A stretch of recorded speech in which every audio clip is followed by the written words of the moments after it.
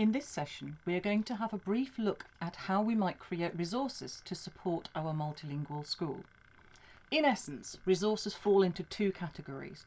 On the one hand, resources that get created and are then finished and put on display. That might include posters, labels for the classroom, multilingual books that pupils may write or that teachers may write. Ultimately, all the kinds of resources that will be created and then displayed and used. For those resources, the main materials will probably include pens, paper, possibly a laminating machine to make sure that resources can remain useful. For example, if you create a game of pairs with one card in one language and the pair card in the other language, you could laminate these in order to make sure they stay as useful for as long as possible, and children again can help with the creation of this. So this talks about the resources that are there to be used and that already include languages. The other resource I want to talk about are the kinds of resources that we create to help pupils produce language. So in and of themselves, these resources are not language related. They might include puppets to encourage children to tell a story, or story cubes, which I'll be talking about as well. So these resources may include cuddly toys to enact or interact with, to encourage role play. But if cuddly toys are not an option, then socks, rags, buttons and wool can easily be used to create a sock puppet, for example. One very useful resource is a story cube or a set of story cubes. These are any cube type shape. You can purchase them, but you can just as easily build them yourself out of wood or foam if you have that available.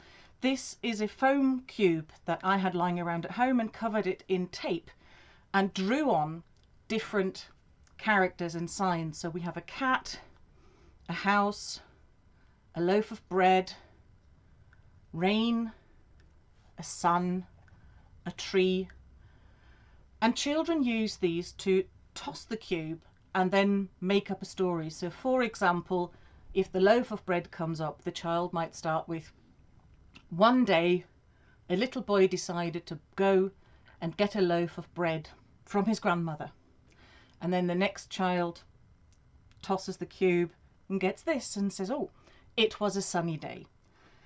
If you have many cubes available, it is possible to toss several cubes at once and create a story. And you might have one cube where all 6 sides relate to the weather, and one cube where all 6 sides relate to an animal.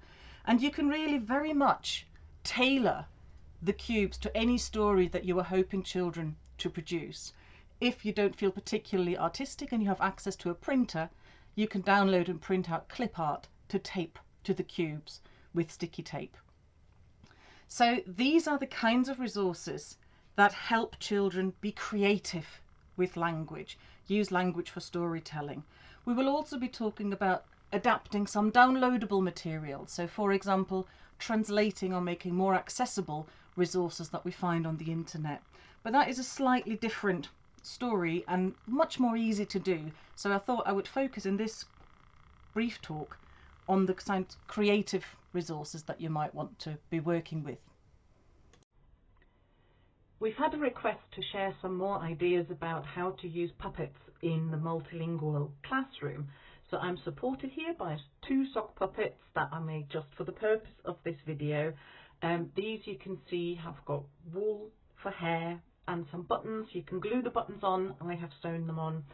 So these 2, for example, can help you in the classroom through telling traditional stories with funny voices if you want to. But they can also talk or ask pupils about their daily lives. They can ask questions like, what time did you get up?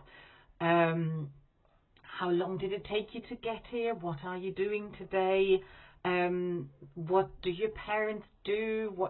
How's your family, etc. So they can just talk about daily life. They can also be taken by the children on a guided tour of the school or the town or the village, and either the puppets describe what they see, or they ask the children questions, or the children describe to the puppets.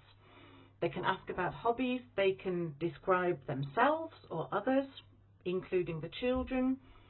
You can also play games with them, so sending one child out of the classroom, hiding something in the classroom. It can be a pen or a book or something. And when the child comes back, they ask the puppet for directions. And at the simplest level, the puppet can just say hot, hot, hot, cold, cold, cold, depending on how far away or how close the child is.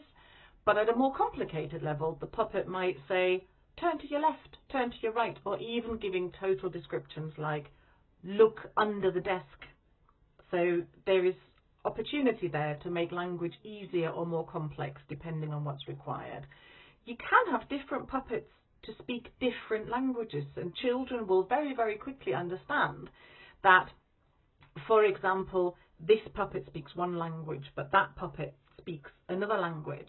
And if they want to communicate with the puppets, then they would speak in one language only, and they would have to explain to the puppets in a specific language.